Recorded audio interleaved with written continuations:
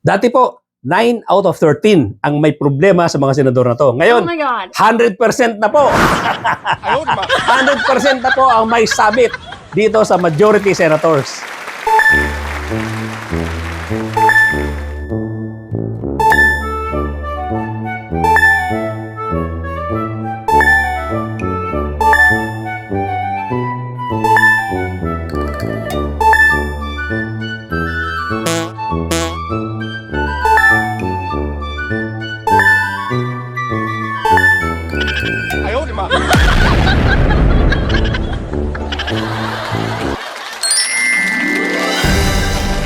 Maupay nga adlaw ha iyo nga tanan, inaot nga maupay an iyo panlawas yana nga adlaw. Tuloy-tuloy na po tayo sa ating topic for today. At before anything else, gusto ko munang kumustahin itong si Senator Pia Cayetano. Dito sa bansa natin, ang mga politicians pumapasok sa public service hindi para magserbisyo. Karamihan dyan, pumapasok sa public service para magnakaw. At iba't ibang klaseng level yan ng pagnanakaw at ng kasamaan. Pero ang isa sa pinakamasamang nakita kong politician na pumasok sa public service, itong si Amy Marcos. At itong si Amy Marcos, alam naman natin kung paano niyang banata ng kapatid niya. Ganyan kawalang hiya itong babaeng ito. Wala sa kanyang kapakapatid, wala sa kanyang kamakamag-anak, pero sasabihin niya dahil ginagawa niya para sa bayan. Hindi. Kitang-kita naman natin kung paano niyang lapastanganin ng kapatid niya dahil gusto niyang isalba yung sarili niya at isalba yung idolo niyang si Digong Duterte. At ngayon naman, ang kinakampihan niya, siyempre, itong si Sara Duterte. At itong si Amy Marcos, sanay na sanay sa propaganda, sanay na sanay sa kasinungalingan. Itong nakaraang na pangyayari diyan sa Senado, dramang-drama sila. Lahat sila nagkakaisa diyan doon sa majority. Nagdadrama sila, nagla-live doon sa kasalukuyang nangyayari yung kaguluhan. Makikita nyo yung mga reaksyon. Makikita mo yung drama ni Amy Marcos, di ba? Na eto na, ano na nangyayari dito. Pero makikita mo relax na relax. Pero ang kinikwento niya, nagkakagulo na raw. Sinasalakay na daw sila, pinapasok na daw sila, at ano daw ba ang ibig sabihin nito? Aarestuhin na daw ba silang lahat? Parang gano'n ang sinasabi niya. Pero kita-kita naman, yung kilos niya, yung pananalita niya, relax na relax, halata mo ng bobola lang. Sino ba kinukumbinsi mo? Amy Marcos, kaming mga nag-iisip na mga mamamayang Pilipino, hindi mo na kami mabobola. Unang-una, kilalang kilala ka na namin. Yung kasinungalingan mo at yung pagiging kasama mo diyan sa mga propaganda ang ginagawa ng kampo ng mga Duterte. Iisa ka dyan kasama ka dyan sa mga propaganda nila. Isipin mo, nagkikwento ka na nagkakagulo, supposed to be tense na tense ka, nervous na nervous ka, pero tingnan mo naman yung ginagawa mong paglalay. Lahat ng nakapaikot sa'yo, mga relax na relax, mga nagtitext, mga hindi naman tensyonado, tensyonada, ganun ka rin. Draman-drama ka sa mga pinagsasabi mo, pero kitang-kita sa sarili mo, sa kilos mo, sa pananalita mo, walang tensyon. Hindi kayo ninenervyos, wala kayong pressure dyan sa mga ginagawa nyo. Relax na relax kayo, in short. Kitang-kita sa background, itong sila Jingo Estrada, itong si Camille Villar, mga relax na relax. Talagang napakasinungaling mo, yun ang ibig ko sabihin. Para gumawa ka ng ganitong klaseng pagla-live, na later on, ibibintang nyo doon sa minority na may kinalaman dito, nakitang-kita naman yung drama nyo. Gaya na rin nung ginawang drama nitong si Pia Cayetano, na talagang namang with feelings yung kanyang mga binitiwang salita na sinisisi pa yung mga minority na hindi man lang daw kayo kinumusta. Grabe yung mga drama nyo, pare-pareho kayo nitong sila Alan Cayetano. Si Alan Cayetano, nagla-live din, kesyo ito raw, mukhang apparently, pinapasok na kayo ng NBI. Grabe naman. Pare-pareho kayong government agency, pagbibintangan mo ang NBI na pinapasok kayo dyan, ano yung tingin mo sa mga NBI? Mga rebelde? Ang tingin mo sa NBI, mga goons? Para pagbintangan mo ang NBI na sinasalakay kayo dyan, anong klaseng tao ka? Anong klaseng government official ka? Para pagbintangan mo ang NBI na matitinuang ulo, hindi katulad ninyo. Lumalabas, ang NBI matino mag-isip, kayo dyan sa Senado, sa majority ngayon, hindi matino ang pinagsasasabi nyo, hindi matino ang mga isip nyo. Pawala-wala ka, pahampas-hampas ka sa lamesa na sinasabi mong the Senate is under attack. Was under attack. Ikaw lang ang senador na gumawa ng ganyan, na magbibintang sa NBI na sinasalakay ang Senado. Walang nakagawa niyan kundi ikaw lang. Ikaw lang ang nagsasabi na ang NBI ay hindi mapagkakatiwalaan at mukhang mga goons ang mga NBI dahil sa ginagawang pag-atake. Kaya ngayon, nung lumabas na yung result ng investigation, wala ka nang imik tungkol dun sa pangyayari. Iniwasan nyo. Iniwasan yung magkasagutan diyan sa plenary. Dahil wala kayong isasagot. Isipin nyo yung pinagagawa mo, Alan. Isipin mo. Senate President ka kuno. Hindi ka bagay dyan. Mag-resign ka na dahil nakakahiya ang inabot ng Senado dahil sa leadership mo. Unang-una, yung pagpilit mo kay Bato de la Rosa na lumitaw dyan para manalo ka bilang Senate President na nagkandara pa nung inaaresto na. Tapos kinanlong mo dahil sinasabi mo hindi legit yung arrest warrant, question nyo na wala naman talagang question ang arrest warrant na yan, international warrant of arrest yan. Ang kaso ni Bato de la Rosa ay crime against humanity na hindi nyo pwedeng questionin. Pinagbigyan kayo ng NBI na under custody mo si Bato de la Rosa pero pinatakas nyo. So ngayon, patong-patong ang magiging kaso nyo. Dahil dyan sa kawalanghian mo para lang maging Senate President ka. Ngayon, bumalik tayo rito kay Beautiful Nose, kay Amy Marcos.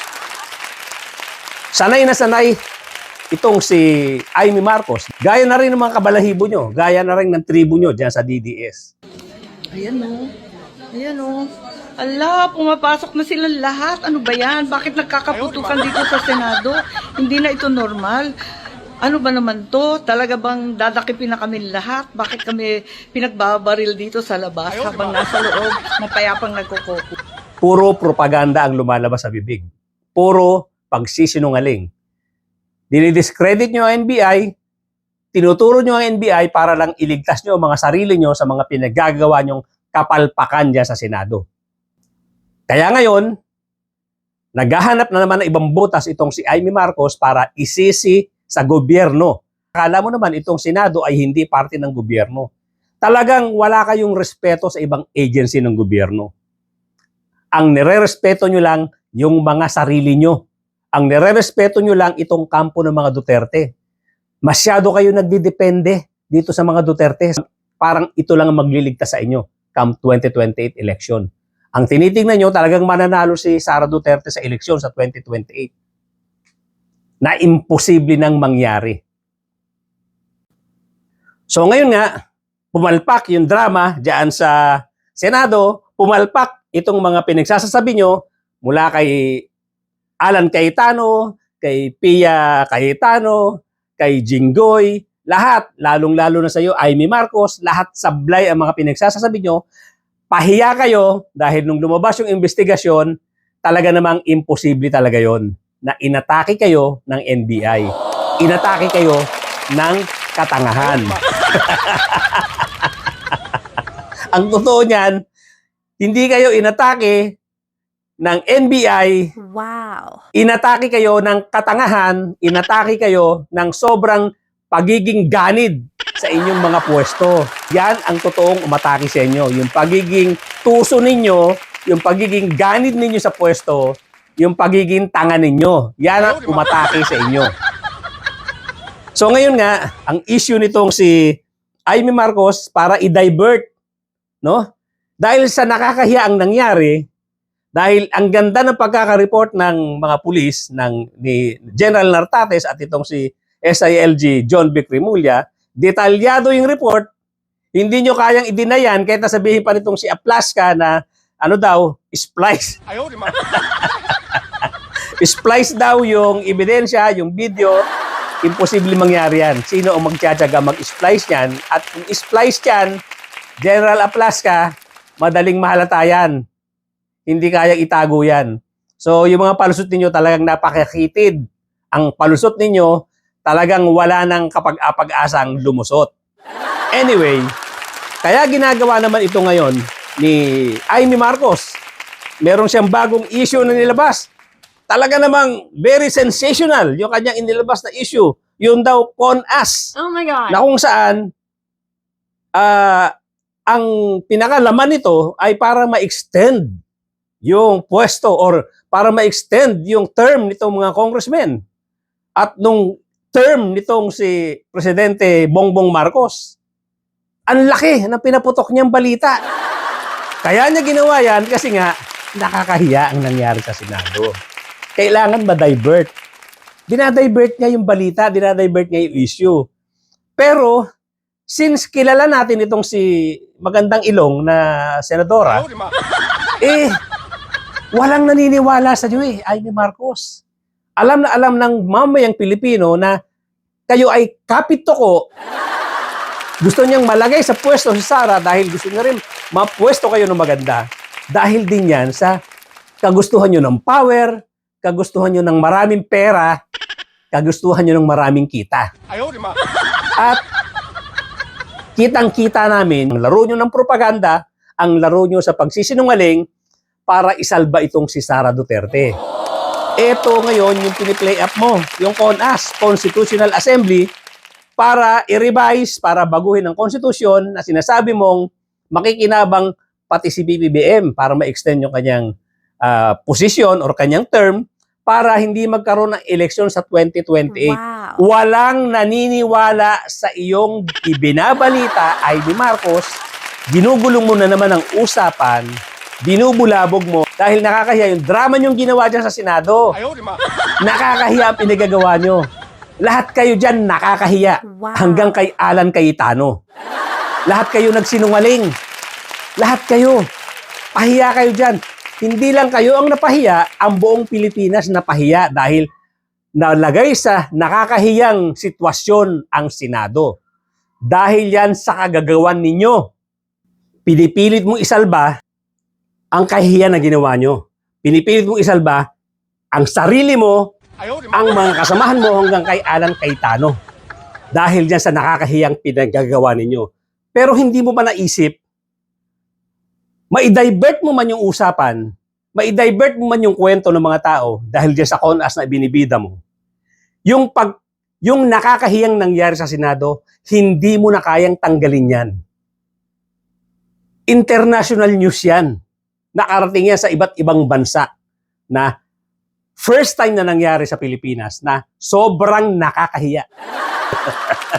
Isang senador na nagkakandara pa sa hagdanan sa pagtakbo dahil ayaw magpa-aresto na ang kaso niya ay crime against humanity. Isa yan sa nakakahiya. Ang isa pang nakakahiya, kinanlong nitong si Alan Cayetano. Wow. Sinabi niya, kine-question niya yung arrest warrant at sinabi niya, iti-take custody niya. Siya ang magte-take ng custody dito kay Bato de la Rosa na may warrant of Wow. arrest. Isa pa rin niya sa nakakahiya. Dahil lumalabas naman talaga na legit yung warrant of arrest na ngayon nga ay kinumpirma ng Supreme Court. At ang nakakahiya pang isa, bukod sa nakakahiyang itsura mo, Amy Marcos, ay yung pag-iyak-iyak nitong si Pia Cayetano Oh my God. na dramang-drama dahil daw doon sa speech ni Risa Ontiveros na sinasabing parang walang nangyari, nagtanga-tangahan ka. Na kunwari, hindi mo naintindihan yung sinabi ni Risa Ontiveros. Na malinaw naman na ang sinasabi ni Senator Risa, para walang nangyari yang kasalukuyan na nandiyan kayo sa Senado. Pero siyempre, alam niya naman na may nangyari nung nakaraang May 13. Alam niya yung pangyayari. Pero kunwari, hindi mo naintindihan yung sinabi ni Risa Oh my Ontiveros. Para lang makapag-drama ka. Para mabigyan ng way yung iyong pag-iyak-iyak. Kunwari, hindi mo naintindihan. Pero, lalong nakakahiya ang ginawa mo dahil sablay-sablay, pati yung sinasabi mong hindi man lang kinumusta. Eh ano naman kung hindi ka kinumusta? Mapipilit mo ba yung mga kasamahan mo kung hindi ka kinumusta? Unang-una, talaga namang nag-uwi sila na maaga. Ba't kine-question nyo yung pag-uwi nila? Ibinibintang nyo pa sa kanila yung pangyayari dyan. Dahil sinasabi nyo kahit isang minority senator ay wala dyan. Eh paano gagawin nila? Eh hindi nga sila kasama dun sa focus ninyo. Oh my God. Ang dami niyong palusot. At anyway, talagang hindi na mabubura yung kahihiyan na ginawa niyo sa Senado. Ngayon lang nangyari, international news. Ngayon lang nangyari ang Senado ng isang bansa ay naging katawa-tawa ang mga senador, naging katawa-tawa ang interpretasyon sa batas ng Senate President, ginawang katawa-tawa yung arrest warrant, at naging katawa-tawa rin si Alan Cayetano nung lumabas yung ruling ng Supreme Court na sinasabing legit yan. Hindi kayo nakakuha ng TRO. Wala kayo nakuha ng TRO. Ibig sabihin, legit yung arrest warrant. Kaya nga ito, dinadivert mo na yung kwento eh. Talagang nag-iisip ka. Ginagamit mo lahat ng talino mo. Ginagamit ni Amy Marcos yung talino niya. Ma-divert lang yung usapan. Pinipili niya i-divert eh. Makalimutan natin yung nakakahiyang nangyari sa Senado, pero hindi namin makakalimutan yan. Beautiful nose. Hindi namin makakalimutan yan. Sobrang nakakahiya yan. Magsipag-resign na kayo. Kayo, kanina sorry. pwede nyo po ulitin yung sinabi nyo na the arrest was more than that? Is that what you were saying? That was it to stop Yes. Bato from voting? Yes, that's right. It turns out that Bato was only the beginning of the entire story. Yung pala, more importantly, they really wanted to change and get back the leadership of the Senate because there was so much at stake. Nakapusta na pala doon yung CONAS. Kasi ang problema nila, matatalo sa impeachment sa Senado, mananalo pa si VP Sara sa 2028, iditepok na sila. Oh my God. Gigil na gigil ka, Amy Marcos, na mapigilan talaga tong impeachment. Kahit na makapagsalita ka pa na violative dito sa ginagawa nyong magiging impeachment trial na kung saan mga senator judges kayo. Hindi mo pigilan sarili mo eh. Sinabi mo na mananalo si Sara Duterte dito sa impeachment na to. Isipin mo yan, hindi pa nag-uumpisa ang trial, wala ka pang nakikitang ebidensya, sinasabi mo na mananalo si Sara Duterte dito sa impeachment case niya na to. Hindi mo mapigilan ang sarili mo. Iisa talaga yung stand nyo. Iisa yung mga ginagawa nyong propaganda. Hindi kayo senador ng bayan. Mga senador kayo ng mga Duterte.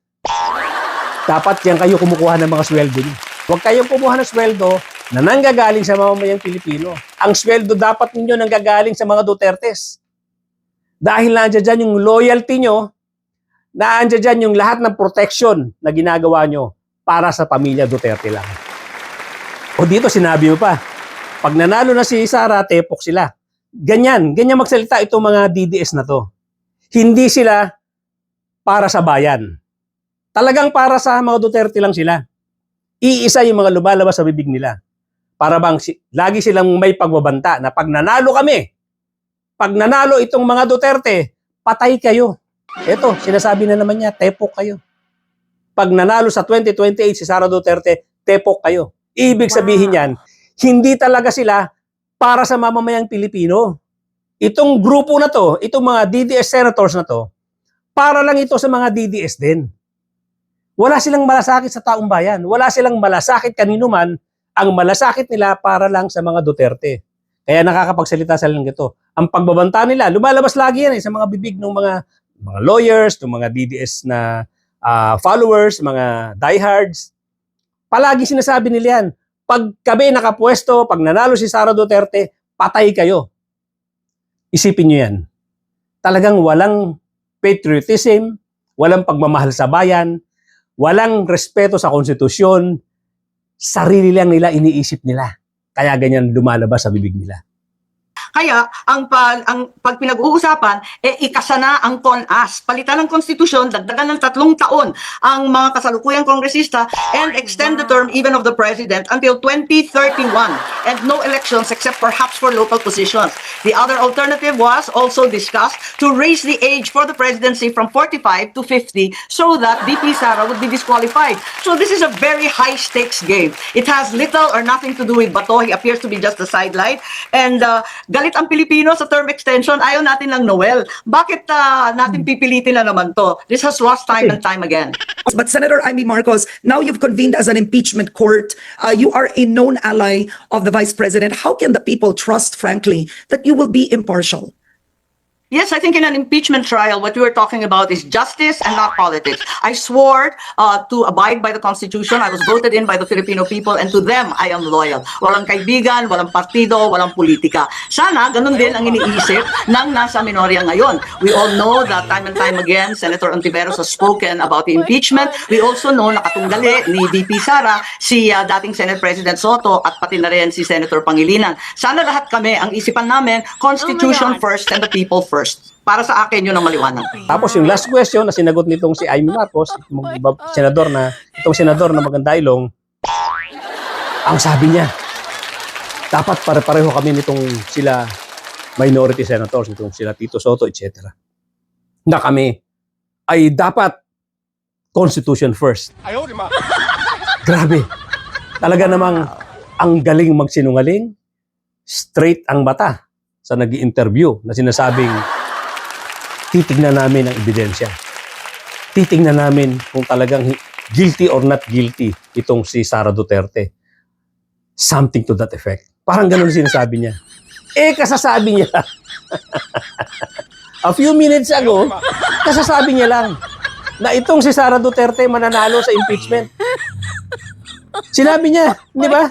Ngayon, magpapanggap siya na magiging parehas daw siya, talagang titingnan daw nila yung ebidensya, Constitution first, na kung saan, kasasabi niya lang, sa impeachment na to, mananalo si Sara Duterte. Hindi pa nga nag-uumpisa trial, hindi niya pa nakikita ang anumang ebidensya, sinabi niya na mananalo itong si Sara Duterte. Ngayon yung drama niya sa huling statement niya, Constitution first. Talaga naman. Sinungaling talaga ito si Babsi. Sinungaling talaga itong si Ilong. Ay nako, hindi natin mapagkakatiwalaan talaga itong si Amy Marcos. At ang mga kasamahan nito, hanggang dito kay Peter Cayetano, kay Alan Peter Cayetano. Itong ginawa nilang pagbubukas ng impeachment proceedings, talagang hindi nila pwedeng hindi gawin yan eh. Napilitan siyang gawin yan. Pero bandang huli niyan, tingnan nyo, gagawa at gagawa ng paraan itong grupong ito para ma-dismiss or para hindi matuloy ang impeachment trial na to. Bantayan po natin silang maigi. Huwag tayong pumayag pag yan na ang direksyon na tinatahak ng majority senators na to. Huwag tayong pumayag. Lokohan na yan. Dapat managot itong si Sara Duterte kung meron siyang dapat panagutan. Base sa ebidensya. Hindi base sa self-interest na gaya nitong grupo na to.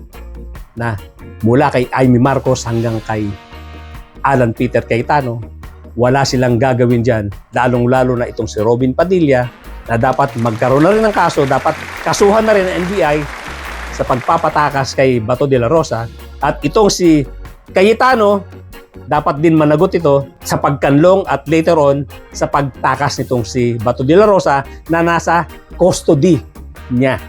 Ang sinasabi niya, custody ng Senado. May pananagutan siya dyan.